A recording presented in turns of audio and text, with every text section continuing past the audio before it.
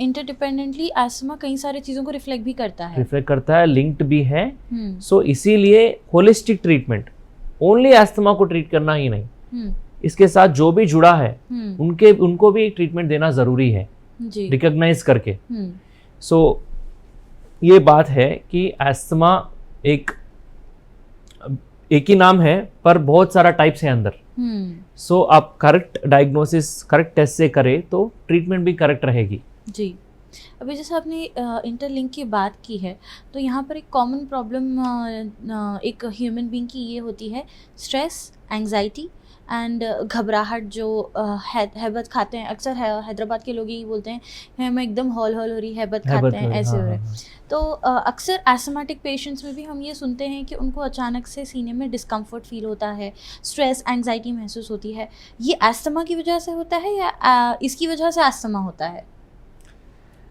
सो ये कॉमन है बहुत, हम प्रैक्टिस में जो देखते हैं। सो कुछ लोग ऐसे आते हैं, जस्ट मूवी को जाते हैं उन लोग, just they will be in a movie theatre, कोई आके बाजू बैठेगा बहुत इतर मार के, उसके बाद इनको शुरू हो जाएगा सांस फूलना, राइट, है ना। So he will have tightness in the chest, थोड़ा टाइट हो जाएगा चेस्ट उनका, वो बता भी नहीं, एक्सप्लेन भी नहीं कर सकते, फैमिली मेम्बर्स को भी समझ में नहीं आएगा, वो केवल पेशेंट और डॉक्टर को ही समझ में आएगा।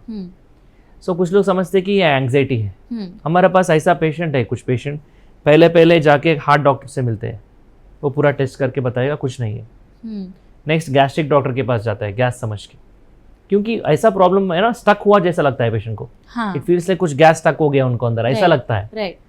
सो फिर गैस्ट्रोएंटरोलॉजिस्ट बताएगा, एंडोस्कोपी करेगा, कुछ नहीं है बोलते हैं।